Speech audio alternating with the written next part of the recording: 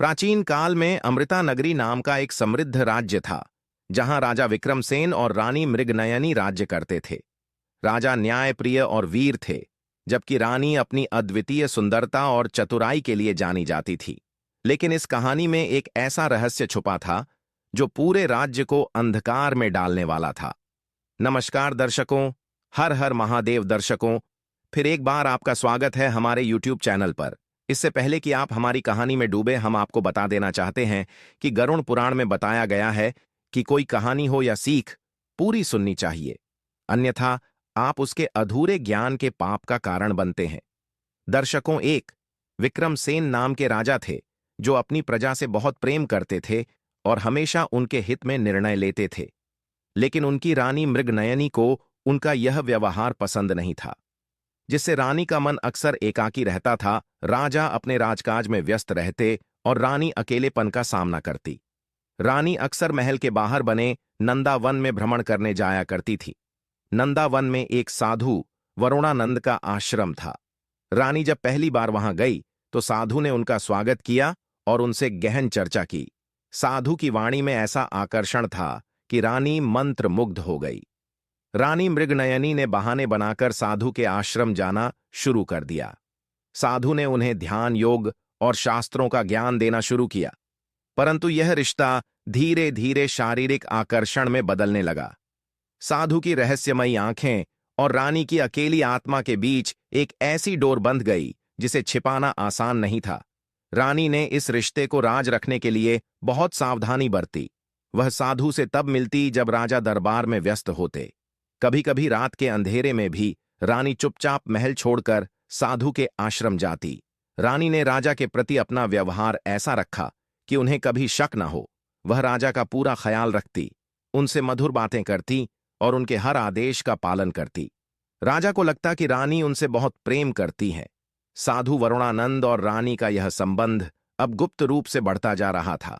रानी का दिल साधु के लिए धड़कता और साधु उनकी हर इच्छाओं को पूरा करता। साधु का व्यक्तित्व इतना रहस्यमय था कि रानी उसमें पूरी तरह डूब चुकी थी। नंदावन का वह आश्रम अब रानी के लिए एक ऐसा स्थान बन गया था जहां वह अपनी सभी चिंताओं और महल के नियमों को भूल जाती थी। रानी ने महल के सेवकों को भी अपनी चालाकी से वश में कर लिया था। जब भी वह आश्रम जाने का मन बनाती, वह महल के भीतर किसी उत्सव या पूजा का आयोजन करने की योजना बना देती, जिससे सेवक और मंत्री उसी में व्यस्त रहते और रानी साधु से मिलने के लिए चुपचाप निकल जाती। राजा विक्रमादित्य को रानी की इस हरकत का आभास तक नहीं हुआ। रानी राजा के साथ दिन में समय बिताती, उन्हें मुस्कान और प्रेम भरे शब्दों से भरपूर संतुष्ट करती। राजा को यह यकीन था कि रानी उनके प्रति पूर्णतः समर्पित है। साधु ने रानी को यह यकीन दिला दिया था कि उनकी आत्मा को शांति केवल साधु के साथ ही मिल सकती है। रानी ने धीरे धीरे महल के कुछ गहने और बहुमूल्य वस्तुएं साधु को देना शुरू कर दिया।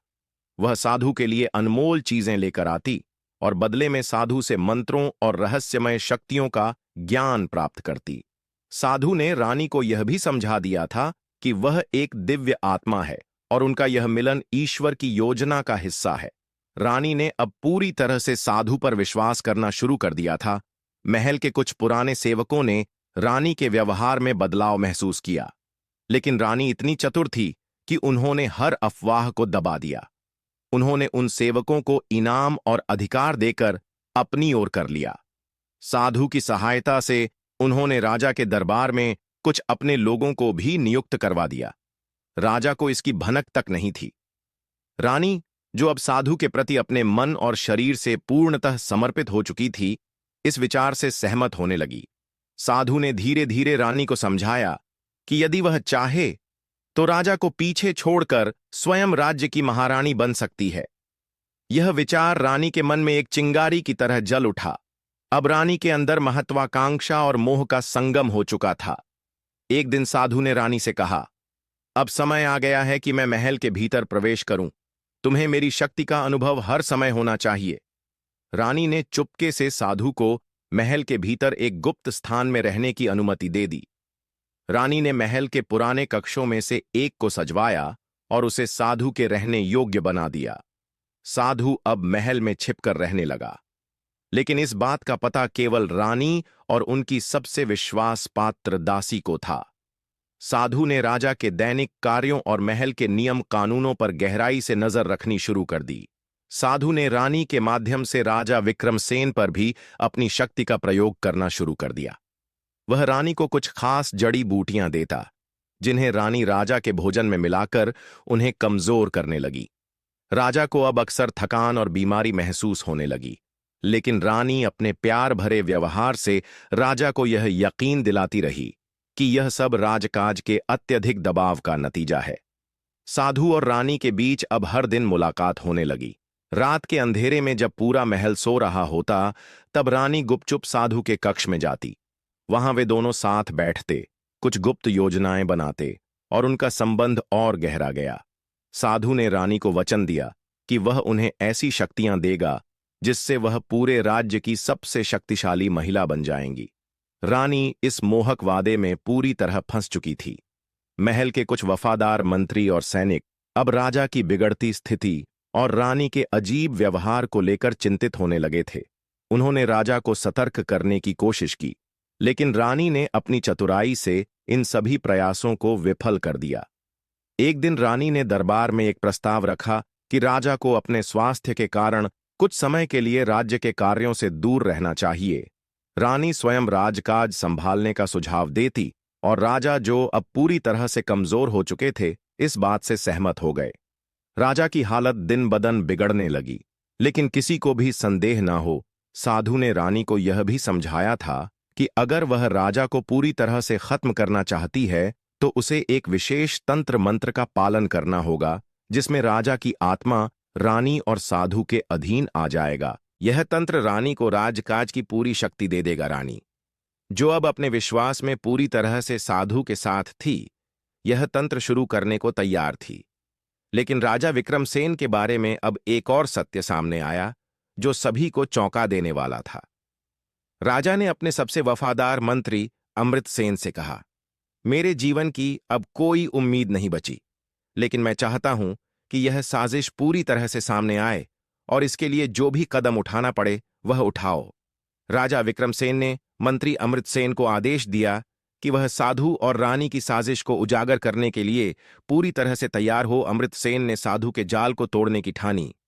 एक दिन साधु ने रानी से कहा, तुम्हारी शक्ति को अब और अधिक बढ़ाने का समय आ गया है। तुम्हारा जीवन अब केवल मेरा ही है और हमारे बीच एक और संबंध बनना चाहिए। रानी, जो साधु की बातों और शक्तियों से पूरी तरह घिरी हुई थी, उसकी बातों में आ गई। साधु ने रानी से कहा कि तुम्हारा गर्भवती होना ही उनकी योजना का हिस्सा है, ताकि उनके रिश्ते को और भी पवित्र किया जा सके और वह राजा की शक्ति से भी ऊपर उठ सके। साधु ने अपनी तंत्र मंत्र की शक्तियों का उपयोग करके रानी को गर्भवती कर दिया, जिससे उनका संबंध और गहरा हो गया। रानी को अब यह यकीन था कि साधु का बच्चा न केवल दिव्य होगा, बल्कि वह अपने साम्राज्य को नियंत्रित करने के लिए राजा विक्रमसेन से भी अधिक ताकतवर होगा। इस योजना के पीछे एक गहरी साजिश छिपी थी, जिसमें साधु और रानी दोनों ही राजा को हराने के बाद अपने बच्चे को राज्य का अगला शासक बनाना चाहते थे। राजा विक्रमसेन, जो अब कमजोर और बीमार हो चुके थे, धीरे धीरे महसूस करने लगे कि रानी का व्यवहार बदल चुका है। राजा को यह भी आभास हुआ कि रानी के अंदर कोई गहरी चिंता और चालाकी छिपी हुई है। एक दिन राजा ने अमृतसेन से कहा, मुझे लगता है कि रानी मुझसे कुछ छिपा रही है। मैं यह नहीं जान पा रहा कि वह क्यों बदल गई है, लेकिन अब मुझे महसूस हो रहा है कि रानी के साधु के साथ कुछ गहरे संबंध है। अमृतसेन ने राजा से कहा, महाराज, मैं आपको पूरी सच्चाई बताऊंगा। रानी और साधु के बीच एक गुप्त संबंध है और अब यह बात और भी बढ़ गई है। रानी साधु से गर्भवती हो चुकी है और यह सब कुछ उसी की साजिश का हिस्सा है। राजा विक्रमसेन को यह सुनकर जोर का झटका लगा। वह यह समझ गए थे कि रानी और साधु के बीच कुछ बड़ा चल रहा है और अब उनकी हालत इतनी खराब हो चुकी थी कि वह किसी बड़े कदम नहीं उठा पा रहे थे। राजमहल में कुछ लोग अब रानी और साधु की गतिविधियों के बारे में जानने लगे थे। एक गुप्तचर, जो महल के भीतर हमेशा छुपकर काम करता था, उसने एक दिन रानी और साधु की एक मुलाकात को देखा। गुप्तचर ने रानी और साधु को एकांत में बात करते हुए सुना। वे दोनों एक साथ बैठकर अपने भविष्य के बारे में योजना बना रहे थे, जिसमें रानी के गर्भवती होने का मुद्दा प्रमुख था। गुप्तचर ने जो सुना, उसे वह तुरंत अमृतसेन को सूचित करने के लिए महल में भेज दिया। अमृतसेन ने उस सूचना को राजा विक्रमसेन तक पहुंचाया और राजा को पूरी सच्चाई का पता चला। गुप्तचर ने राजा से कहा, महाराज, मैंने सुना है कि रानी और साधु का एक गुप्त संबंध है और रानी अब साधु से गर्भवती हो चुकी है। यह बच्चा केवल साधु का नहीं, बल्कि राज्य की सत्ता और शक्ति का प्रतीक बनेगा। राजा विक्रमसेन अब पूरी तरह से टूट चुके थे। उनकी मानसिक स्थिति इतनी बिगड़ चुकी थी कि वह इस हालात को सहन नहीं कर पा रहे थे। राजा विक्रमसेन के दिल में अब केवल एक ख्याल था, क्या वह अपने राज्य को फिर से उसी तरीके से संभाल पाएंगे जैसे पहले करते थे। लेकिन राजा का संदेह अब पूरी तरह से सही साबित हो चुका था। राजा विक्रमसेन, जो अब पूरी तरह से अपनी पत्नी की साजिश के बारे में जान चुके थे, राजा और उनके सबसे विश्वास पात्र मंत्री ने एक योजना बनाई और कहा, महाराज, अब आपको जल्द से जल्द एक मजबूत कदम उठाना होगा। रानी और साधु की चालाकियां को खत्म करने के लिए हमें उन्हें गुप्त तरीके से नष्ट करना होगा। अमृतसेन ने महल के अंदर एक और गुप्तचर तैनात किया, जो रानी और साधु की गतिविधियों पर निगरानी रखेगा। अब रानी और साधु मिलकर राज्य पर कब्जा करने के लिए और भी घातक कदम उठाने की योजना बना रहे थे। साधु ने रानी से कहा, तुम्हारा बच्चा हमारे साम्राज्य का भविष्य होगा। हम मिलकर इस राज्य पर राज करेंगे और तुम अब राजा विक्रमसेन को भूल जाओ। रानी ने साधु के शब्दों में विश्वास किया और उसे अपने दिल से अपना मार्गदर्शक मान लिया। गुप्तचर, जो महल के भीतर छुपकर रानी और साधु की गतिविधियों पर नजर रख रहा था, उसने अब एक और महत्वपूर्ण सूचना अमृतसेन को दी। उसने बताया कि रानी और साधु ने एक गुप्त बैठक की थी, जिसमें दोनों ने मिलकर राजा को पूरी तरह से नष्ट करने और राज्य पर अपना शासन स्थापित करने की योजना बनाई थी। गुप्तचर ने यह भी बताया कि रानी ने साधु से कहा था कि अगर राजा विक्रमसेन अब भी जिंदा रहेगा तो वह उसकी शक्ति के खिलाफ एक चुनौती बनेगा। अमृतसेन ने राजा विक्रमसेन को इस सब की जानकारी दी और राजा ने अब यह ठान लिया कि वह साधु और रानी की साजिश का पर्दाफाश करेंगे। लेकिन राजा की शारीरिक स्थिति अब इतनी बिगड़ चुकी थी कि उसे यह सब अकेले नहीं करना था। उसने मंत्री अमृतसेन से कहा कि अब वक्त आ गया है कि हमें उनका सामना करना होगा। उधर वह साधु और रानी अब राज्य पर अपनी पकड़ बनाने के लिए पूरी तरह से तैयार थे। साधु ने रानी से कहा, राजा विक्रमसेन को अब कोई नहीं बचा सकता। हम दोनों मिलकर इस राज्य के अगले शासक होंगे। साधु और रानी की योजना अब इस स्तर पर पहुंच चुकी थी कि वे राजा विक्रमसेन को पूरी तरह से नष्ट करने की योजना बना चुके थे और उनका बच्चा राज्य का नया शासक बनेगा। राजा विक्रमसेन, जो अब लगभग मृत्यु के कगार पर थे, उन्होंने अपनी पूरी ताकत लगाकर एक अंतिम कदम उठाने का मन बनाया। वह जानते थे कि अगर वह इस समय कोई बड़ा कदम नहीं उठाएंगे तो उनके राज्य की स्थिति हमेशा के लिए खतरे में पड़ जाएगी। अमृतसेन ने राजा से कहा, महाराज, अगर हम इस साजिश को रोकने में सफल नहीं हुए तो यह राज्य हमारे हाथ से निकल जाएगा। राजा ने एक गहरी सांस ली और अमृतसेन से कहा, हम इस साजिश को खत्म करेंगे, चाहे इसके लिए मुझे अपनी जान भी क्यों ना देनी पड़े। राजा विक्रमसेन, जिन्हें महल और प्रजा में एक शक्तिशाली और न्यायप्रिय शासक माना जाता था, असल में इतने कमजोर और बीमार नहीं थे जितना सब सोच रहे थे। यह सब एक गहरी साजिश का हिस्सा था। असल में राजा को धोखे से बीमार बना दिया गया था ताकि वह साधु रानी मृगनयनी के साथ संबंध बना सके और रानी गर्भवती हो जाए। यह सब साधु वरुणानंद की योजना थी, जिससे वह राजा को अपने जाल में फंसा सके। साधु जानता था कि रानी को गर्भवती करने के बाद ही वह अपनी पूरी साजिश को अंतिम रूप दे सकता था। लेकिन साधु ने यह साजिश इतनी गुप्त और प्रभावशाली तरीके से रची कि राजा विक्रमसेन को भी यह समझने का कोई मौका नहीं मिला। उसने रानी को बताया था कि अगर वह राजा को कमजोर कर देगी तो वह आसानी से उसे साधु से मिलाने के लिए राजी हो जाएगा। साधु ने अपने तंत्र मंत्र का इस्तेमाल किया और राजा के शरीर में ऐसी बीमारियां घुसा दी जो पहले उसे बिल्कुल भी नहीं थी। यह बीमारी इतनी चुपचाप और धीरे धीरे फैल रही थी कि कोई भी डॉक्टर या वैद्य इसे सही से पहचान नहीं पा रहे थे। रानी, जो अब साधु के हर निर्देश का पालन कर रही थी, धीरे धीरे राजा के लिए ऐसा माहौल तैयार कर रही थी जिसमें वह कमजोर हो जाए और अपना आत्मनियंत्रण खो बैठे। रानी को गर्भवती करने के बाद साधु ने पूरी योजना को अदृश्य रूप से पूरा किया। कोई भी नहीं जानता था कि रानी और साधु के बीच यह घटना घटित हो चुकी थी, क्योंकि रानी ने इसे गहरी रहस्य की तरह रखा था। साधु ने रानी से कहा, अब तुम पूरी तरह से हमारे साथ हो। तुम्हारा बच्चा हमारी साजिश का सबसे अहम हिस्सा बनेगा। अब तुम और मैं मिलकर इस राज्य को अपने अधीन करेंगे। रानी, जो पहले ही साधु के जाल में फंसी हुई थी, अब पूरी तरह से उसकी बातों पर विश्वास करने लगी। उसने साधु को वचन दिया कि वह अपने बच्चे को राज्य की पूरी सत्ता सौंपेगी, ताकि वे दोनों इस राज्य को अपने नियंत्रण में ला सकें। कुछ दिनों बाद गुप्तचर के माध्यम से राजा विक्रमसेन ने अब पूरी सच्चाई जान ली थी। उन्होंने अमृतसेन से कहा कि यह साजिश इतनी गहरी है कि अब हमें इसे तुरंत खत्म करना होगा। मुझे अपनी शक्तियों को फिर से जागृत करना होगा। हमें इस रहस्य को उजागर करना होगा और साधु और रानी को उनके हर कदम के लिए सजा दिलवा होगी। राजा विक्रमसेन अब पूरी तरह से सच्चाई जान चुके थे और उनका संकल्प मजबूत हो गया था। वह जानते थे कि यह समय उनके लिए सबसे कठिन है, लेकिन अगर उन्होंने इस समय का सही तरीके से सामना किया तो वह न सिर्फ अपनी खोई हुई ताकत को वापस पा सकते थे, बल्कि राज्य पर साधु और रानी की साजिश का पर्दाफाश भी कर सकते थे। तब अमृतसेन ने राजा को एक सलाह दी कि हमें पहले उस साधु और रानी को विश्वास दिलाना होगा कि आप पूरी तरह से हार चुके हैं। इसके बाद जब वे अपनी पूरी शक्ति दिखा रहे होंगे, तभी हमें उनका सामना करना होगा। राजा विक्रमसेन ने मंत्री की सलाह पर अमल करना शुरू किया। उन्होंने अपने राजमहल में उन सभी प्रमुख मंत्रियों और सैन्य अधिकारियों को बुलाया जिनसे वह विश्वास रखते थे।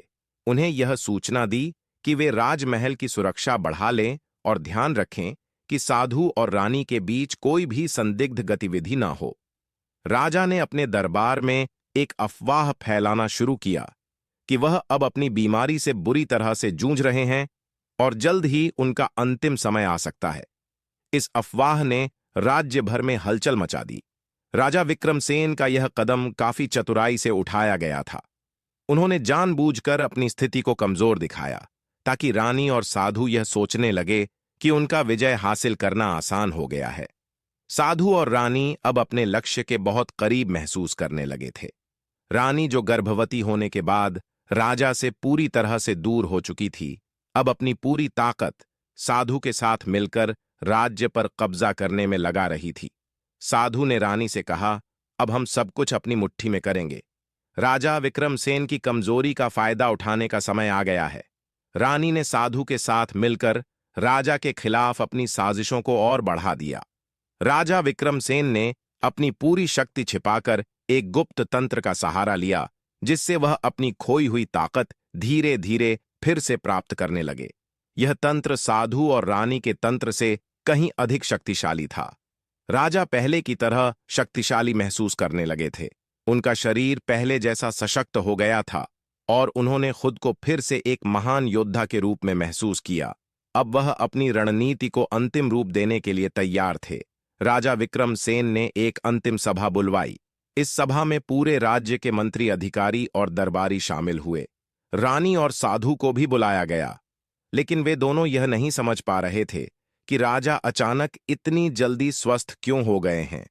राजा ने सभा में घोषणा की, प्रिय दरबारियों, आज मैं आपको बताना चाहता हूं कि मैंने अपनी कमजोरी को धोखे से आपके सामने पेश किया।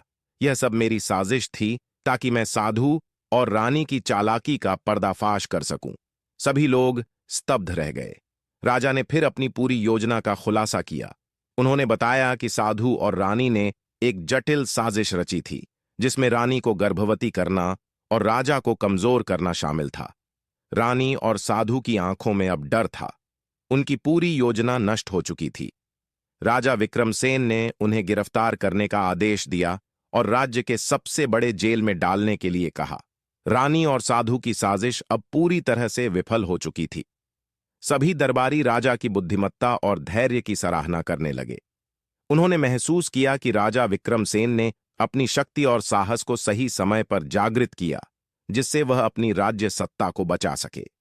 राजा ने कहा, मैंने कभी नहीं सोचा था कि मेरी रानी और एक साधु मेरे खिलाफ इतने बड़े जाल का हिस्सा बनेंगे, लेकिन अब यह समय है कि हम अपने राज्य की सुरक्षा को और मजबूत करें और ऐसे लोगों को कभी भी हमारे राज्य के भीतर घुसने का मौका ना दें।